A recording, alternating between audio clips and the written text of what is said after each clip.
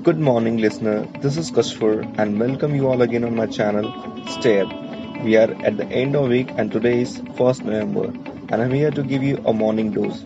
So, before jumping to the top story for the day, if you haven't subscribed my channel, do subscribe and stay up. Number 1. Yes Bank gets a potential investor. Yes Bank Limited said it has received a binding offer for an investment worth of $1.2 billion from global investor as a part of its fundraising efforts. The fund would be raised through an issuance of fresh equity shares, the private lender informed the exchange on Thursday. The investment is subject to the regulatory board as well as the shareholder approvals. The bank also continued to be in advanced discussion with other global and domestic investors, it said. On October 7, the bank had informed exchange that it is in the process of finding investor to raise requisite funds. Number 2. Core sector contracts fiscal deficit widen. India's core sector ranging from cement, steel and energy contracted the most in 14 years in the September, adding to list of indicators suggesting that economic growth remained weak in the July-September quarter.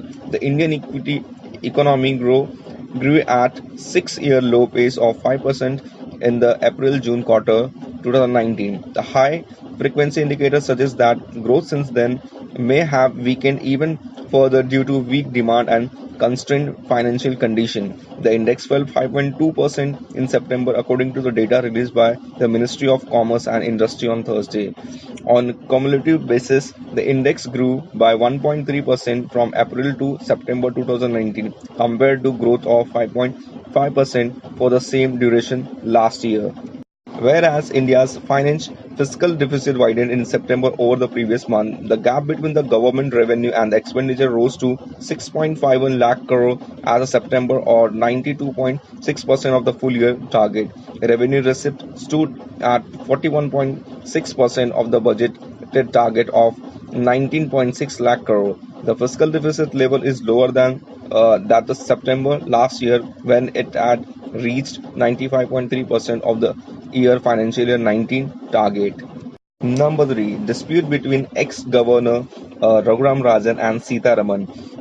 Former Reserve Bank of India Governor Rajan, who faces a stinging attack from the Finance Minister Nirmala Sitharaman for presiding over the worst phase of the Indian banking sector on Thursday, reminded her that two-thirds of its tenure as the head of the central bank was under the BJP government.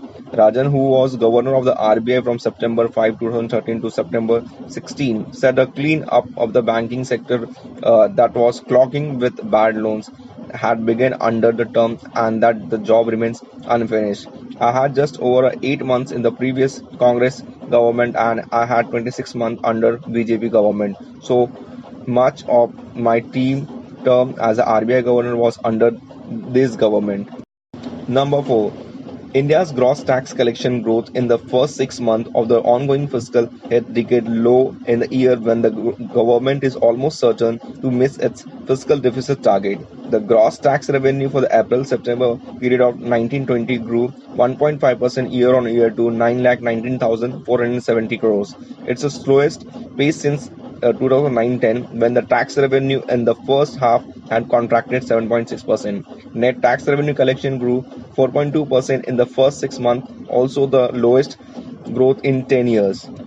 Number 5. Indian equity benchmark extended gain for the fifth consecutive trading session, but clocked the second least gaining during the period on future option expiry day. The S&P BSE Sensex rose 0.19% to close at 40,129 after hitting an all-high time at 40,392 intraday. The NSE Nifty 50 rose 0.28% to end at 11,877. The broader market, represented by the NSE Nifty 500 index, rose 0.44%. In October series, the Nifty gained 2.65% and Nifty Bank rose 0.2921%. Number 6. Indian Oil Corporation Limited net profit missed analyst estimate in the July-September quarter on inventory and foreign exchange losses. Net profit fell 84.3% quarter-on-quarter to 563 crores. Analysts were expecting profit over 3,700 crores. Profit declined because of an inventory loss worth of 1,807 crores, forex exchange loss of 1,130 5 crores further impacted its bottom line. Number 7. SEBI, in a place of strict framework, Security and Exchange Board of India on Thursday directed all listed banks to disclose any divergence in the bad loan provisioning within 24 hours of the receiving Reserve Bank risk assessment report rather than waiting to publish the detail in their annual financial statement. SEBI noted that disclosure in the respect of diversion and provisioning are in the nature of material events and hence necessitate immediate disclosure. Further, this information is also price sensitive, requiring prompt disclosure by a listed entity. Number 8.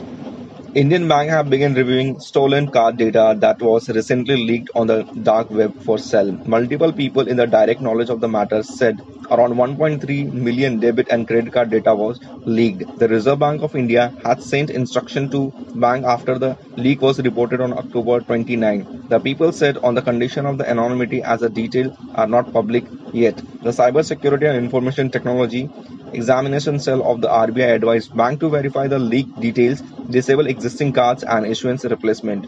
The cyber police are also investigating the origin of the leak. The detail more than 1.3 million cards issued by the Indian bank were put on website called Joker Stash, a notorious marketplace for cyber criminal to buy and sell card details on the dark web.